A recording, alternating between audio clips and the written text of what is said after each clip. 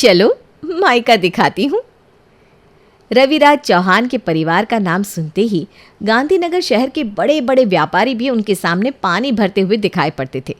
उनके परिवार का रुतबा काफ़ी बड़ा था और चौहान नाम से ही उनकी पहचान पता चल जाती थी। शिवराज, तुमने फैक्ट्री में सबको मिठाई बंटवा दी? जी पापा, सबको बंटवा दिया। चलो अच्छा है। तुम्हारे दादाजी के जन्मदिन पर हम सालों से मिठाई बंटवाते आए हैं और ये परंपरा उनके जाने के बाद भी यूं ही चलती आई है। इसीलिए तो मैंने उनके लिए दान में ये साड़ियाँ बंटवाने का सोचा है। हाँ, चौहान परिवार का नाम गांधीनगर शहर में यूं ही मशहूर नहीं हुआ है। बिल्कुल सही कहा आपने। हमारा परिवार ना आज तक किसी से कम रहा है और ना रहेगा। अच्छा, आज वर्मा जी बता रहे थे कि सेठी इंडस्ट्रीज़ के मालिक श्याम सेठी भी आज हमारी ऑफिस में आने वाले हैं। शिवराज, तुम भी वहाँ मौजूद रहना, ठीक है? जी पापा। चौहान परिवार को अपने मान, सम्मान और प्रतिष्ठा की काफ़ी चिंता रहती है, और होती भी क्यों ना। सालों से जो खानदान अपनी शान शौकत पे चलता आया था, उनका इतना अपने खानदान के नाम पर ध्यान रखना तो बनता ही है। सर, ये है सिटी इंडस्ट्रीज़ की फ़ाइल। काफ़ी बड़ी इंडस्ट्री लगती है ये। हाँ सर, इन्होंने काफ़ी सालों से ज्वेलरी इंडस्ट्रीज़ पर कब्जा करके रखा हुआ है। आज इसके मालिक आने वाले हैं ना हमसे मिलने। जी सर, बस 11 बजे का वक्त दिया था, आते ही होंगे। हम थोड़ी देर से ही आएंगे। इतने बड़े आदमी हैं तो। नहीं सर, ये वक्त के बिल्कुल पाबंद है। ये बहुत ही सिंपल लाइफस्टाइल को जीते हैं। ना कोई शोर शराबा, ना कोई पार्टीज़, बहुत सिंपल और ज़मीन से जुड़े इंसान हैं। आजकल इनकी बेटी भी इनका बड़ा नाम रोशन कर रही है। वो गांधीनगर में पहले नंबर पर आई है और अपने पापा के लिए काफ़ी सारे गहनों के डिज़ाइंस भी बनाए हैं। अच्छा, फिर यह तो हमारे शिवराज के लिए बिल्कुल सही लड़की लग रही है। जी सर, बिल्कुल।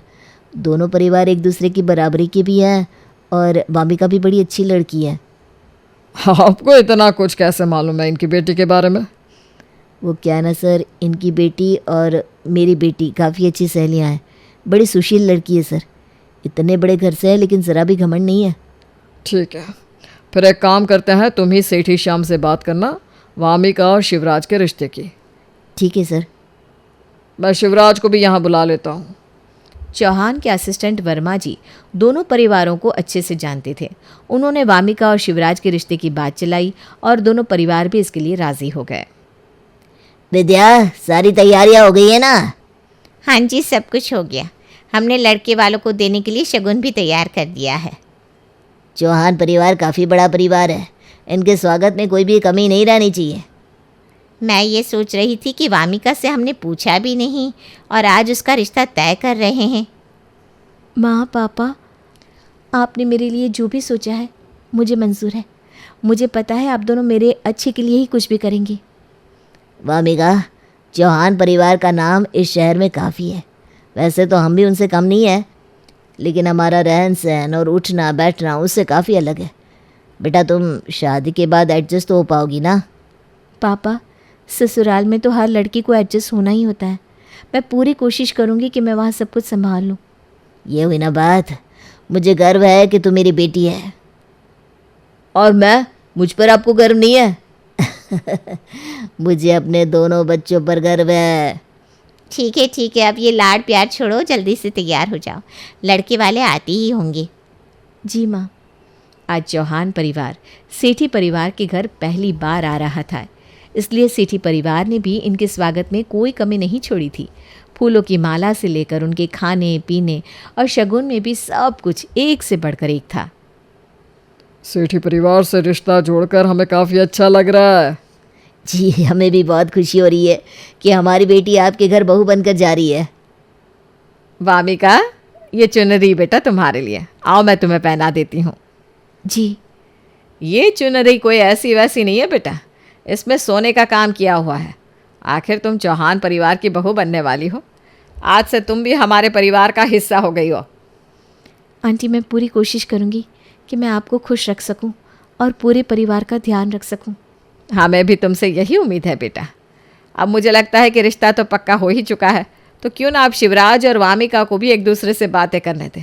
अकेले में हम बड़ों ने सब कुछ तय कर लिया, इन्हें तो एक दूसरे को जानने का मौका भी नहीं दिया।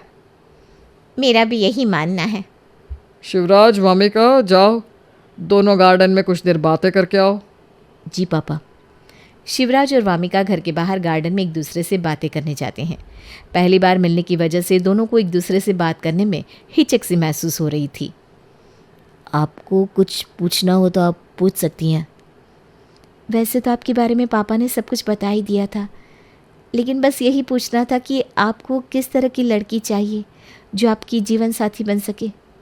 वैसे तो मेरी कोई ख़ास डिमांड नहीं है, बस इतना ही कि शादी के बाद वो हमारे परिवार का हिस्सा बन जाए और हमें भी अपने घर वालों की तरह ही समझे, और चौहान परिवार का नाम जैसा इतने सालों से चलता आ रहा है उस परंपरा को कायम रखे। मैं आपको विश्वास दिलाती हूँ कि मैं पूरी कोशिश करूँगी कि मैं आपकी उम्मीद पर खरी उतर सकूँ। मैं जानता हूँ। अब आप बताइए, आपको कैसा जीवन साथी चाहिए? वैसे तो मेरी भी कोई ख़ास डिमांड नहीं है, मैं बस इतना चाहती हूँ कि वो सिंपल हो, खुश मिजाज हो और मुझे वैसे ही अपनाए जैसी मैं हूँ। मैं भी पूरी कोशिश करूँगा कि आपको कभी उदास होने का मौका ना दूँ। वामिका और शिवराज का रोका होने के बाद उनकी शादी का मुहूर्त भी जल्दी ही निकल जाता है।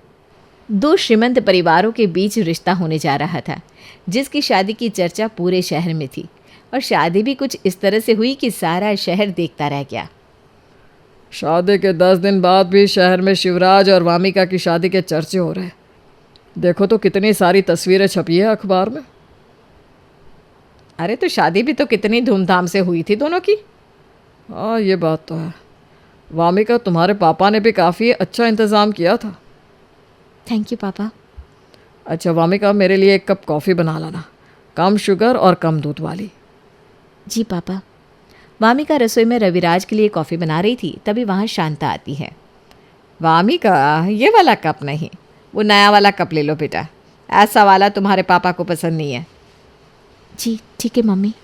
और ये कॉफ़ी नहीं, वो जो दूसरे जार में पड़ी है ना, जो शिवराज जर्मनी से लाया था, वही वाले पीते हैं तुम्हारे पापा, वही कॉफ़ी डालना। अच्छा सॉरी, मुझे पता नहीं था ना, मैं भी दूसरी बना देती हूँ। कोई बात नहीं।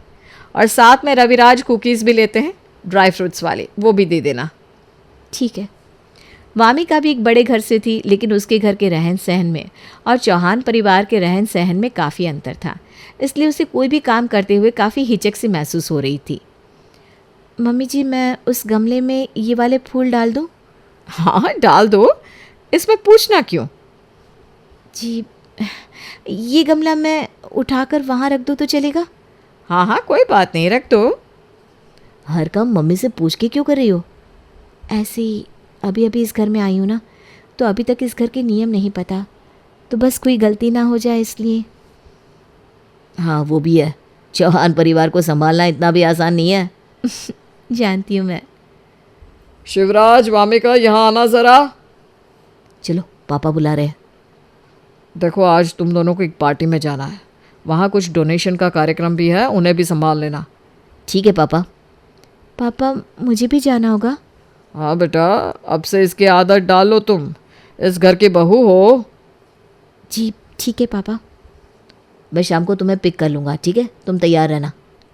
शांता, वामिका को अच्छे से तैयार कर देना, देखना कोई कमी ना रह जाए। जी ठीक है।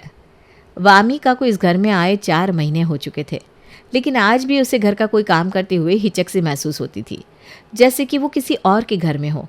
लेकिन उसे इस घर में एडजस्ट होने में वक्त लगता, तब तक तो एक बड़ी खबर ने सबको चौंका कर रख दिया। हाँ, कोर्ट की तरफ से ये नोटिस आया है कि ये घर इलीगल तरह से बना हुआ है, इसलिए इसे सील करना होगा। इतना ही नहीं, कल ही हमें इसे खाली करना होगा। इतनी जल्दी हम दूसरा घर कैसे ढूंढेंगे? वही तो हम भी सोच रहे हैं कि अभी हमने सारा पैसा हमारे बिजनेस में लगाया हुआ है, अभी दूसरा बंगलो खरीदने जाएंगे तो इतने पैसे नहीं है हमारे पास।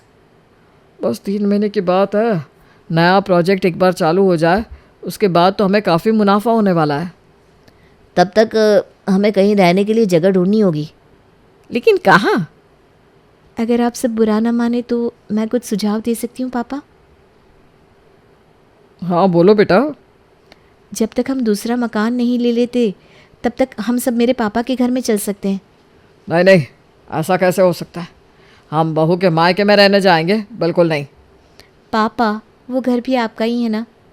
हम अब एक परिवार है और परिवार ही तो दुख सुख में साथ देता है। लेकिन कैसा लगेगा कि हम तुम्हारे मायके में रहेंगे? बस 3 महीने की बात है ना, उसके बाद तो हम अपने घर में चले जाएंगे। इस वक्त हमारे पास यही सबसे अच्छा रास्ता है। वामिका बिल्कुल सही कह रही है चौहान साहब, वो भी तो आप ही का घर है। पापा आप, मैंने जब आपके बारे में सुना तो मुझसे रहा नहीं गया, इसलिए मैं आप सबको घर लेने आया हूँ। अरे आपको तकलीफ़ होगी सेठी साहब। मुझे क्या तकलीफ़ होगी, हम सब एक परिवार है, परिवार के सदस्यों से किसी को कोई तकलीफ़ नहीं होती। वामिका और श्याम सेठी के समझाने पर चौहान परिवार सेठी परिवार में रहने आ जाता है। लेकिन चौहान परिवार को लग रहा था कि सेठी परिवार में उनकी काफ़ी खातिरदारी की जाएगी, स्वागत किया जाएगा, जैसे पहले किया गया था। आइए चौहान साहब, आइए बैठिए। जी जी। आप चाय पियेंगे? नहीं पापा, चाय नहीं, कॉफ़ी पीते हैं। मैं अभी उनके लिए बना कर लाती हूँ। मैं आती हूँ तेरी मदद के लिए। नहीं माँ, मुझे पता है कौन सी चीज़ कहाँ रखी है। मेरा अपना ही तो घर है, ये पराया नहीं है कि तुमसे पूछ कर करूँ सब। हाँ तेरा अपना ही घर है, मैंने कहाँ मना किया। जा, जो करना है कर। मम्मी आपके लिए पोहा भी बना लाती हूँ, आपको पसंद है ना? हाँ ठीक है बेटा।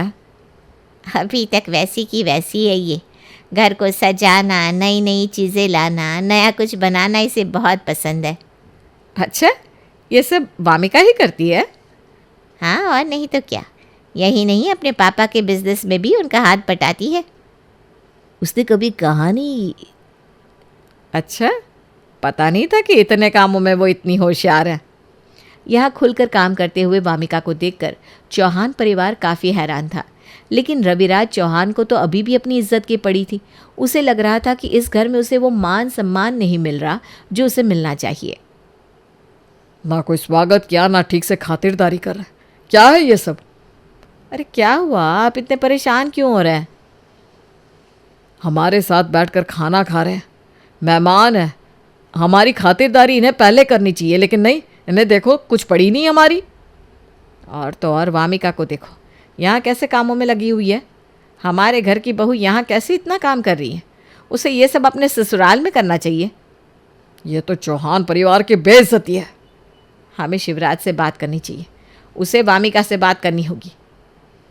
हाँ, अभी शिवराज को बुलाओ, हम उससे ही बात करेंगे। रविराज को लग रहा था कि सेठी परिवार ने उन्हें घर बुलाकर उनकी खातिरदारी अच्छे से नहीं की, इसलिए उसने शिवराज को बुलाया। लेकिन जी पापा। शिवराज, हम जब से इस घर में आए हैं तब से तुमने देखा है कैसे ही हमारी तुम्हारे ससुराल में बेइज्जती हो रही है। पापा मैं कुछ समझा नहीं, मुझे तो नहीं लगा कि वामिका के घर वालों ने हमारी बेइज्जती की हो। ना हमारा स्वागत किया, ना हमें अलग से खाना परोसा जाता है, सब लोग साथ में बैठ जाते हैं। हमारी कोई इज्जत है कि नहीं? हम चौहान हैं, तुम जानते हो कि हम कैसे रहते हैं। पापा आज सुबह आपको पता है मुझे वामिका ने क्या कहा? उसने कहा आओ चलो मैं तुम्हें अपना मायका दिखाती हूँ, ये है मेरा कमरा, ये है वो गार्डन जहाँ मैं खेलती थी, ये वो जगह है जहाँ मैं और समीर लुपा छुपी खेलते थे। उसने मुझे पूरी रसोई भी दिखाई और बार बार ये कह जा रही थी आओ मैं तुम्हें अपना मायका दिखाती हूँ। और जब मैंने पूछा कि मुझे ये सब क्यों दिखा रही हो, तो पता है उसने क्या कहा? उसने कहा कि ये घर आप सबका भी तो है, आप सब भी इस घर के सदस्य हैं, इसलिए मैं चाहती हूँ कि आप भी इस घर को समझें, जाने, जिससे ये घर भी आपको अपना सा लगे। रविराज, आपने देखा है वामिका इस घर में कैसे खुल के काम करती है, कैसे हिचकती नहीं, कुछ पूछती नहीं करने से पहले, जबकि वो हमारे घर में सब कुछ पूछ के करती है, क्योंकि इस घर में उसे अपनापन दिखता है, जबकि हमने हमारे घर को कभी उसे अपना बनाने ही नहीं दिया। चौहान परिवार में ये होता है, चौहान परिवार में वो होता है, इसमें वो कभी अपने ससुराल को अपना बना ही नहीं पाई। आपको पता है यहाँ कोई फॉर्मेलिटी क्यों नहीं कर रहे? क्योंकि उन्हें लगता है कि ये घर हमारा भी है और अपने घर में कोई स्वागत नहीं करता। सब लोग साथ में बैठकर खाना खाते हैं, सब कुछ साथ में ही करते हैं। पापा मैं अंदर आऊँ? हाँ आ जाओ। पापा आपकी कॉफ़ी। ये कैसा कप है? सॉरी पापा, ये कप आपको पसंद नहीं आया, मैं दूसरा कप ले आती हूँ आपके लिए। तुम्हारे पापा इस कप में सूप पीता है? नहीं, वो तो सिंपल से कप में पीते हैं, मैं आपके लिए नया डिज़ाइनर कप ले आती हूँ। मेरे लिए वही कप लाओ जो अपने पापा के लिए लाती हो। क्या? अरे हम कोई मेहमान है क्या? ये घर हमारा भी तो है। और सुनो, आज हम चारों चलेंगे हमारा नया घर पसंद करना, ठीक है? तुम बताना कैसे सजाना है घर को। जी पापा। चलो तुम्हारे पापा के साथ टीवी देखते हैं, सब लोग बैठ के साथ में। हाँ पापा चलो।